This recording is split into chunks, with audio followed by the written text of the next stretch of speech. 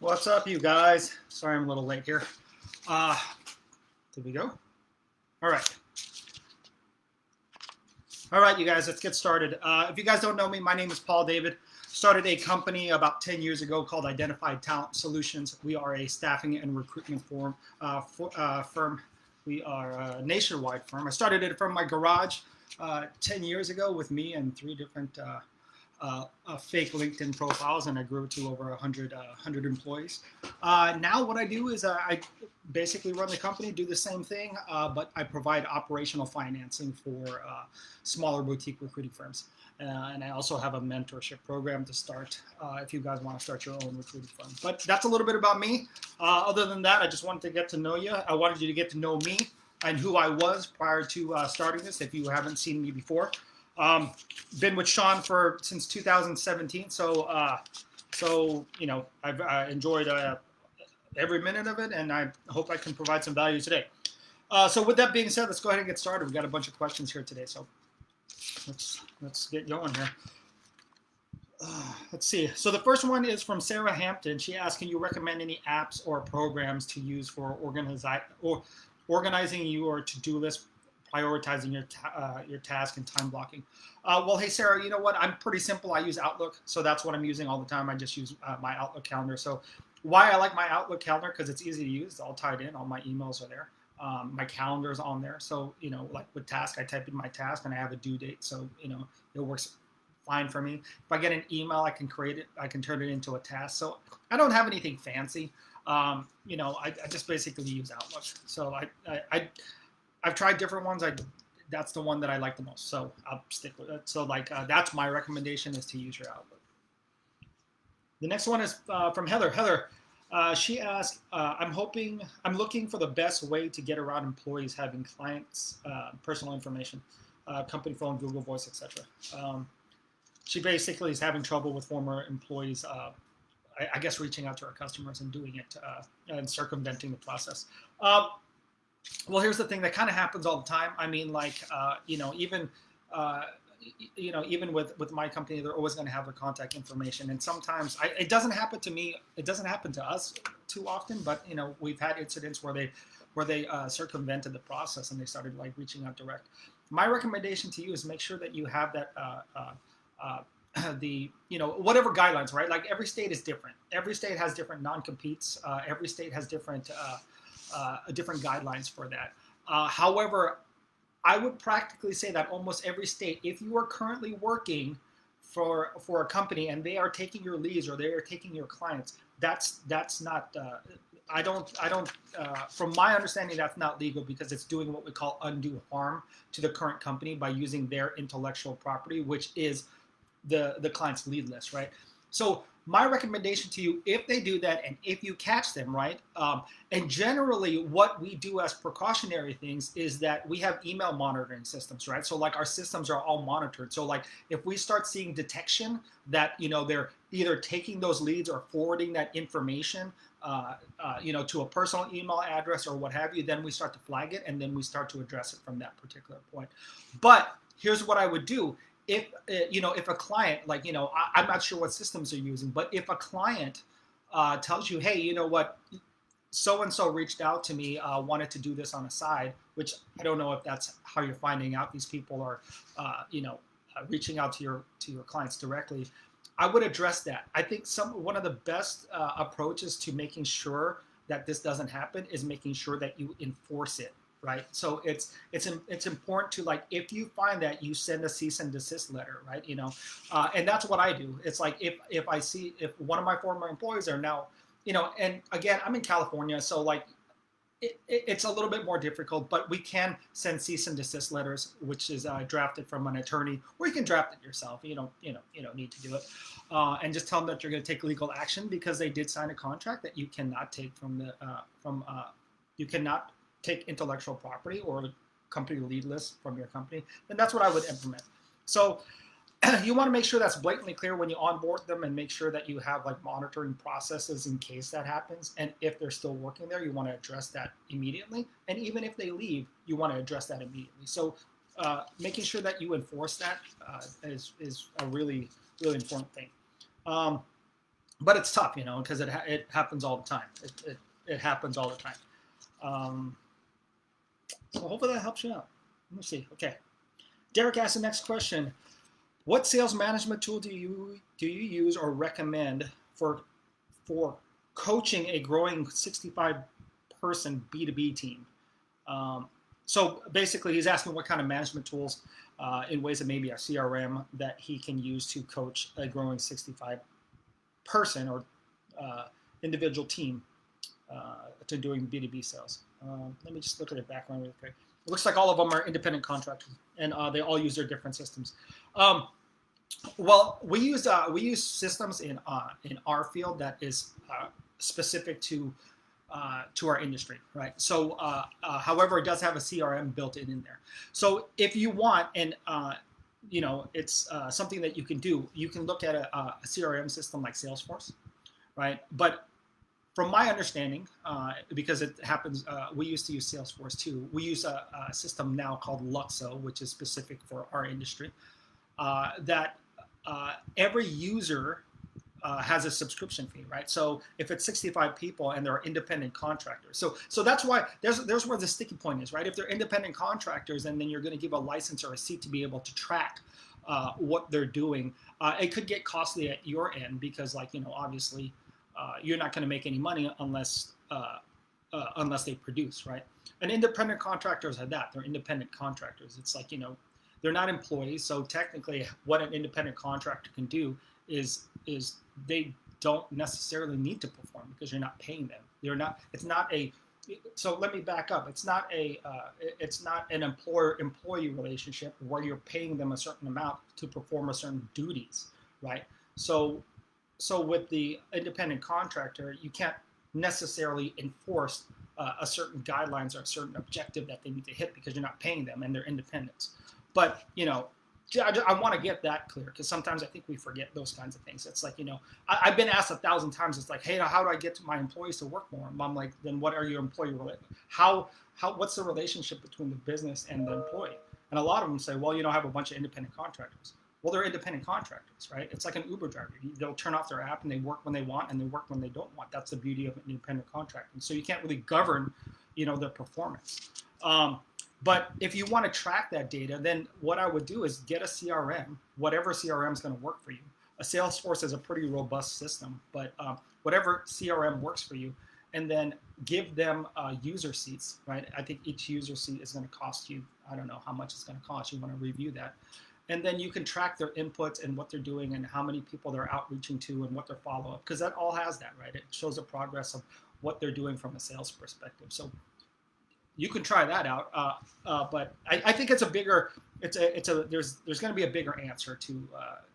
I think we need to get a little bit more detailed on what you really want to try to do, in this particular scenario. But straight up answer: get a CRM, have everyone input all of their activities in their CRM. The CRM is going to build out a report and let you know who they're reaching out to, how much they're following up, the time frame in between, what their success is, their pull-through rate, their what they call acquisition to client rate. Then from that point, you can track like their activities and what they're doing and if they're being successful or not.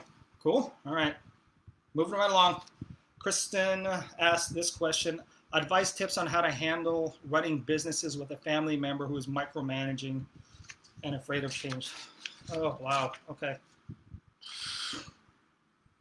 Okay, so I read a little bit about this description. I guess her dad has been running the business for 30 years and he still has a majority stake, I believe. And then Kristen, I think you're starting to run. Man, I don't know. There's no easy answer to that one. That's really tough. I mean, when you have like family members and that kind of emotions involved, and especially someone that built it, it looks like your father has built it for the last 30 years. Naturally he's going to want to make sure it goes a certain way. And, obviously he's ran it for 30 years and he's been successful running it for 30 years. And the way that he ran it is the way that he feels are going to be successful. So if you start to maneuver or change or do anything, then obviously he's going to go through like a certain amount of control issues because he doesn't want to see his life work fail, right? So, I mean, if I was in this situation, which is a really difficult situation, and it's going to take a lot more of, an emotional intelligence rather than something practical that you can do, which is, if this is the case, then I would, and if this is what you want to do, right? I think you also have to ask yourself, do you want to do you want to run this company, or do you want to be micromanaged this way? Because it's gonna, from my standpoint, it's gonna be that way for the foreseeable future, right? So let's say you do want to do that, right? I mean, obviously, if you don't want to do that, then don't be part of the business. It might save the relationship, to be quite honest with you. But if you do want to take over the business, here's what I would do. One, I would do it slowly, right? I mean, it's very difficult. Again, 30 years of doing this, built this company. You don't want to make too many changes. I would spoon feed any kind of changes or any kind of ideas that you have, right? Because the whole thing with this is, again, it's emotional. When people are thinking emotional, especially after a 30-year company and you're trying to shift it, when people are emotional, they're not thinking logically. So you want to make sure that you do it slowly, right? Because you don't want to you don't want to do anything disruptive, because that's gonna automatically put them in a defensive position. So, you know, what I would do is that run the company. And again, I'm going to preface this. If you want to take this on, right, you are taking on, in my opinion, a very monumental thing, and it looks like it's going to be pretty arduous. So if you do want to take this on, what my suggestion would be is, again, do it slowly. Run the company as he would want it. When you see opportunities to make something more efficient, to change ideas, to gain more market share, to improve something, then you want to do it slowly. You want to give him your idea. You want to make sure that you present the data on why this would help the company. You want to, I mean, like if you're going after a new market, why it would be beneficial, and what you need to do step by step to make sure that it's successful, right? Because that's kind of like anything. You need to present the data on why you want to change something. Here is what, like, let's say you want to change a software program. This is the software program that I want to implement. These are the reasons why. These are the problems that we're having at our company currently. This software will fix it.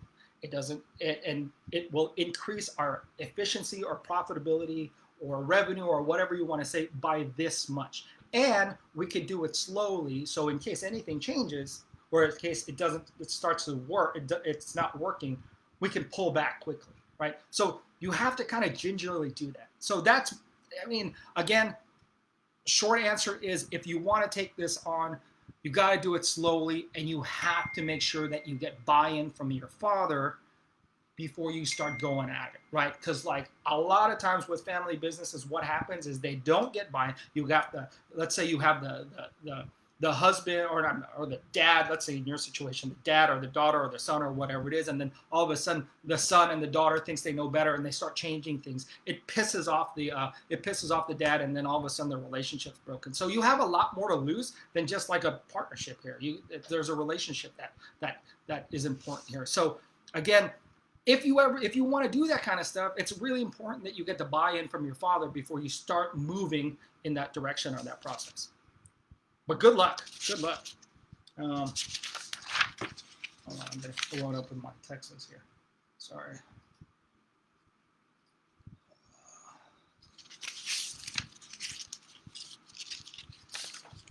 Okay. Okay, AJ asked the next question. How do you know when it's time to fire a client? Oh man. Okay. Well, listen. I think everybody has this. I think everyone has a situation when their clients are asking for too much. It's actually what we call scope creep, right? So like you give them a scope of work that you're going to do, and then they creep into it. It's called scope creep. It's an actual word.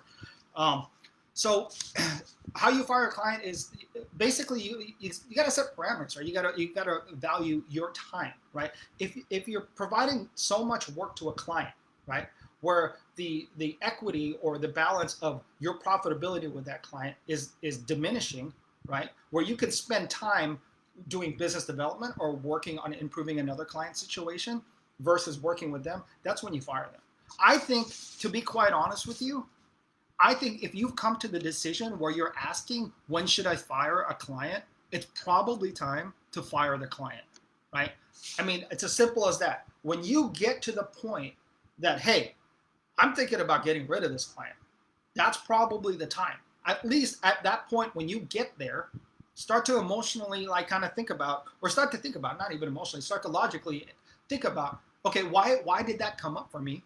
And then start to break that down, right? And because it's something came up for you where you need to dismiss that client. So that's when you know it's time. So if it comes up for you, like, you know, if the emotion comes up for you and you're like, hey, I got to fire this client, right? There's a reason why that emotion came up, or there's a reason why that feeling or that thought came up. Then back it up with like, well, I want to fire this client because this, and this, and this, and then you come to your conclusion. But when do you know? When it's coming up for you, when you've asked. So something to take a look at. Next question is Joe. How do I offer benefits to my team members when I only have a few? Who do I speak with? Benefits as far as like medical, dental, vision, 401k, PTO, and all that kind of stuff. For any kind of insurance purposes, medical, dental, vision, life insurance, whatever it is, you're going to speak to a licensed broker. So get a hold of an insurance broker, maybe local or, preferably local. And then make sure that insurance broker understands your business, right? So, I have a staffing company, so my insurance broker used to own staffing company, so then he understands my what I'm dealing with. So call your insurance broker, let them know your situation, to say, hey, I have a few clients, I want to offer, medical, dental, vision, what are my different options? And then they will give you all the options, right? Just let them know what your situation is and what you're planning to do. Find your insurance broker and go from there. Okay, next question is from AJ. How do you build a plan to reach your goals? Okay, that's a big question. Let me just read the background really quick. Sorry, I haven't read all of it yet. Sean's proposed a challenge. Reaching $1 million in revenue from online marketing agency. I don't have much of a plan beyond okay, cool. So now I get it. So basically, how do you build a plan to reach your goal? The background question is, I guess the group posed a challenge that they need to reach $1 million in revenue from an online marketing agency. Okay. So you start with like how do I do this? Okay, you start with you reverse engineering. Right. So like with anything, right? It's like what you want to do is, here's the overall goal. It's $1 million goal. You got to hit $1 million within a 12-month time frame or whatever fiscal calendar year that you want to do. So it's $1 million. So your business becomes a $1 million business. Okay. So you do a few different things, right? First, what you want to do is simply, break that down in a month, right? So however you want to cut it, slice and dice it. You want to break it down into a month. So let's say I'm going to break it down. I'm going to have sales objectives and sales goals every time. So $8,000 a month, or $25,000, or $250,000 a quarter, or whatever you want to do it. You can do it quarterly or you can do it monthly. But for time's sake, let's say we're going to break this down and we're going to have a revenue goal of $250,000 every quarter, right? That's our revenue goal. Right. And then once you get that, then you start to break that down even more. Okay. So what does that particularly look like, right? What clientele do we need to, how many customers do we need to hit $250,000, right? Because I'm pretty sure an online marketing agency has a certain amount of packages or products or what have you, let's say we're gonna manage your online marketing for $5,000 a month or whatever it is, or whatever subscription models that you use. I think you see what I'm getting at, right? You have a product and you have the actual the dollar figure that you're selling your product. So you break that down. So it's $250,000 for that quarter that you have to hit. So how many clients do you need to have to hit $250,000, right? So then it becomes a little bit more easier. So let's say you need to have 20 clients to go after $250,000. From a quarterly standpoint, right? Then you break that down even more. So who are that clients? Who am I targeting? What geographical area? How are we going to go about targeting them? Are we going to do online? Are we going to do online ads? Are we going to do direct sales? Are we going to do mailers? What kind of outreach or marketing or sales plan are we're gonna have to have? And do we have, so that's one thing, right? So how are you going to reach out to them? But that's not the only thing that you got to do. You also have to say, do we have the capacity to deliver at $250,000 of revenue? I think that's what we forget here. Is like, it's not only about going out and saying, hey, I want $1 million in revenue. Well, that's great. Do you have the capacity to handle $1 million in revenue, right? Because that's a problem too. So you got to figure out, is there enough if there's enough hours in the day, do you have enough personnel to be able to handle that capacity? So those are some of the things that you need to do. So, break it down from a revenue standpoint, but then you have to get really granular after that. So that would be my advice to you is to I talked about breaking that down into a quarterly number. Okay, fantastic. That quarterly number, $250,000, you're gonna need, let's say, like 20 clients. Can you and your staff handle 20 clients? Is something that you need to ask yourself too, right? Because that's a big thing, and I wanted to kind of dovetail off of that, you guys. It's like, yes, we're always focusing on revenue, but we also have to focus on delivery, because like, you can get the clients, but if you deliver like shit, sorry guys, I mean, you're going to lose clients and your business is going to fail, because it's better not to get a client than to get a client and then deliver them crap. So make sure that that's kind of a part of that's part of your business. That's part of your objectives and your goals too. Can you handle the capacity of the increased growth, right? Okay. All right. Moving right along. Here we go. Marcel, how do you approach a brick and mortar restaurant? Okay, I do remember reading this one. How do you approach a brick and mortar restaurant about a potential partnership to use your liquor license? Here's the deal. I have no freaking clue. I'm not in that industry. I don't know what the hell to do at that particular point. However, I know what the hell to do when I don't know what the hell to do, and it's to ask. Right. So my recommendation for you is to go to that potential restaurant, and any particular restaurant, right, and say, hey, this is my situation, right? What do you suggest I should do? This is my idea. This is my plan. What do you think about it, right? Because, obviously you want to partner with them. They're the experts. They're what you need. So you ask, this is my plan. What do you think about it? And how do I go about doing this? What's going to be valuable in those situations, right, is that, one, they're going to tell you, hey, it's not possible. I mean, I didn't read your whole thing here, but they might say, hey, it's not possible.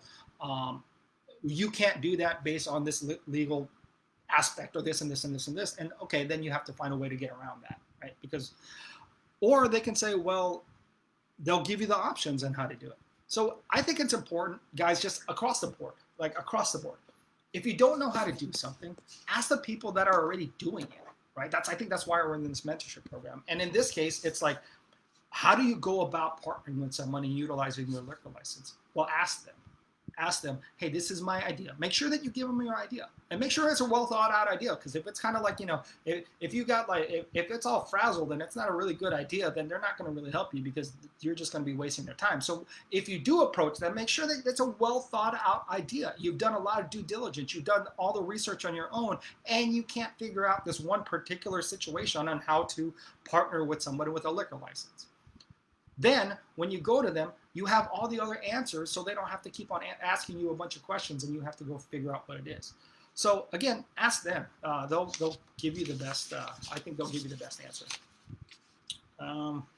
Next question is from Oscar. Hi, as I get my business going, how do you recommend to pay myself? Don't. Listen, I've been running a business for 10 years, and I try not to pay myself too much, actually.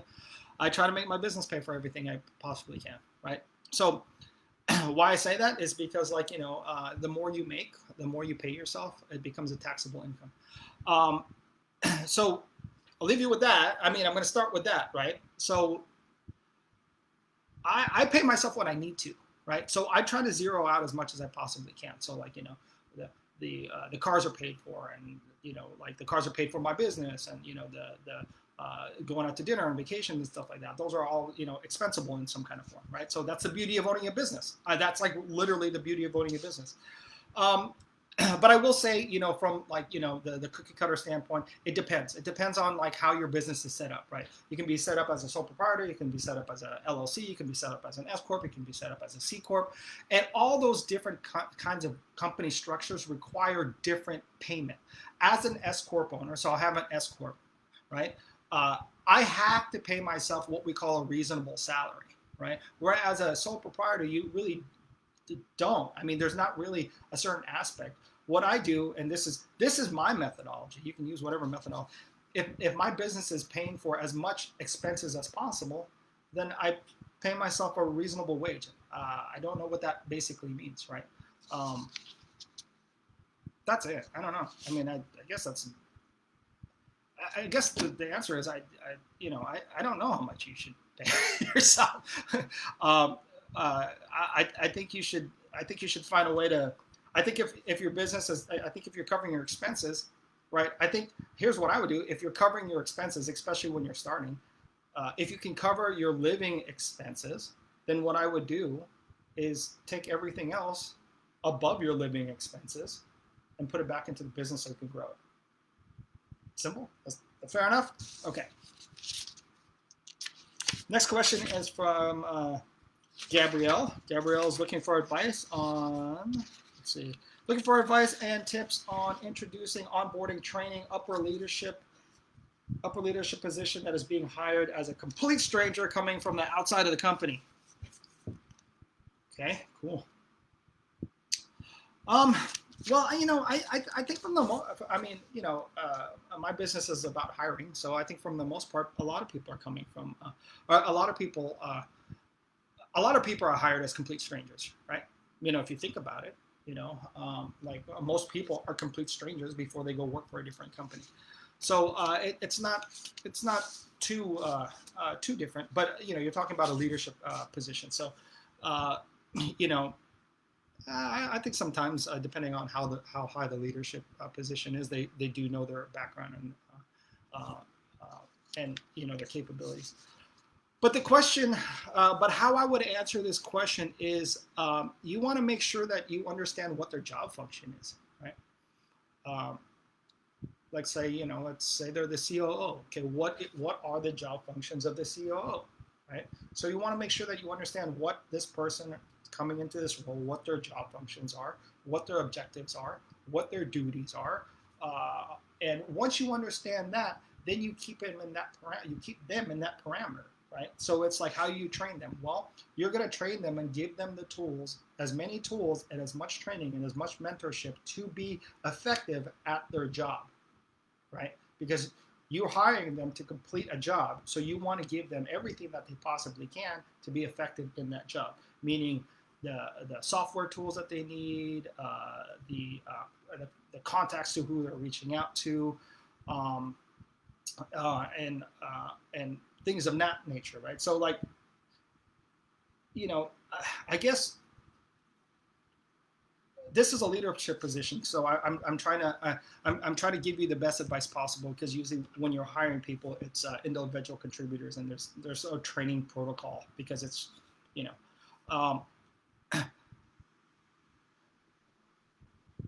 one second, let me read this again.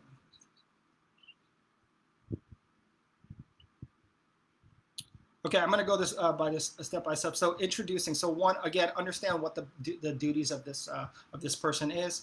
Make sure that they are clear on the duties. Make sure that both of you guys are in sync with what their duties are, what their objectives are, and there's no ambiguity based on what they need to do in their particular position. So that's the introduction phase, right? So you need to get to that point where you guys are on the same page with what their objectives are for their position, and what their objectives are to move the needle at the company. Onboarding, I'm assuming you're talking about the human resource paperwork. I mean, it's application, benefits and what have you, whatever you do to bring on a new employee. That's not going to be any different. If it's an upper level position, I don't know what it is. Is this are you a public company, or do you have RSQs? I mean, like, there's all these different things. I mean, do they have like different kind of benefits package or what have training. Training is that, right? So like there's going to be systems and procedures and things that they need to understand from a technical standpoint that you need to show them, and that would be the training process. So hopefully that helps. So we're moving on. We'll go to Corey. One second.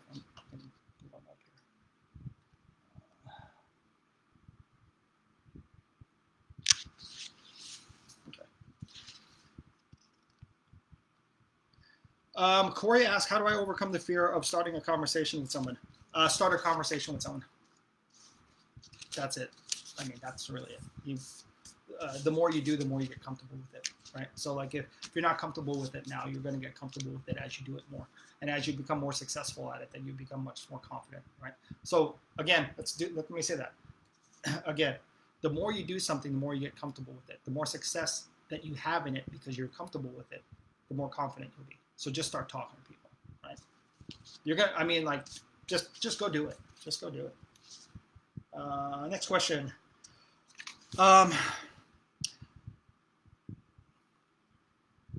Bashan, he asked, how do I make a buyer persona for a mobile app development business? How do I create the right ones? And do locations affect personas? Like, do I need to create different personas based on the region I'm trying to target? I'm a little bit, I'll be honest, I'm a little bit confused about this this question, but I'm assuming you're trying to build a like a buyer profile, like a target audience or a target person that you need to talk to.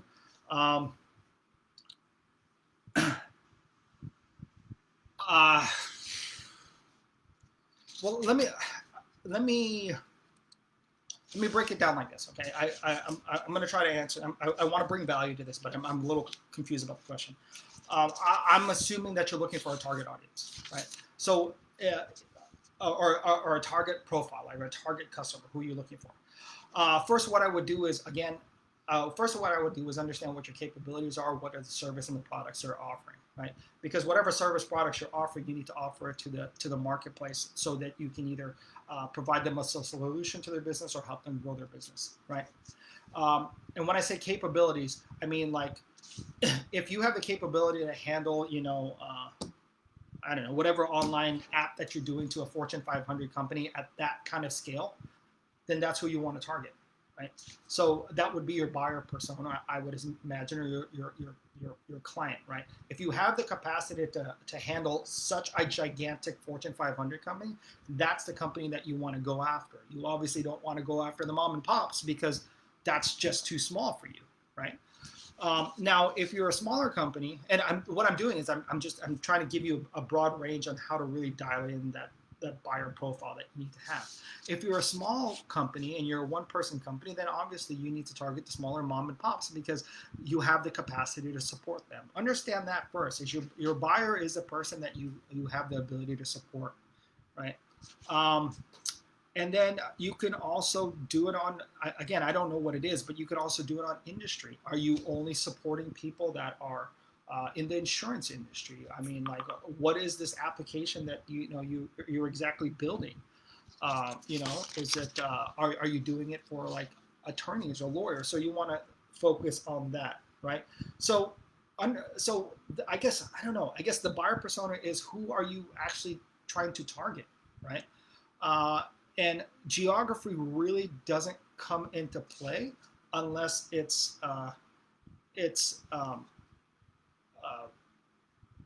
like a seasonal item, right? Like I'll give you an example. Like people aren't going to be selling me wool jackets here in Southern California. That's a geographical thing, right? Like if you look at Costco, like you go to Costco in the Midwest and you go to Costco in California, they sell different things because that's not their target market. But if it's a certain industry, like, I don't know, like an insurance broker that you're selling to, then there's not a lot of discrepancies between if they're doing insurance, like, if they're doing like medical insurance here in California or doing medical insurance there. So geographically, it just depends on what the product is. That's the best way I can answer it. Hopefully I gave you a little bit of insight and tips on that. Oh, cool. Hey, look, we're done. All right, guys. So that was all the questions. Hope you got some value off of that. And other than that, I guess I will see you guys next month. Have a good one.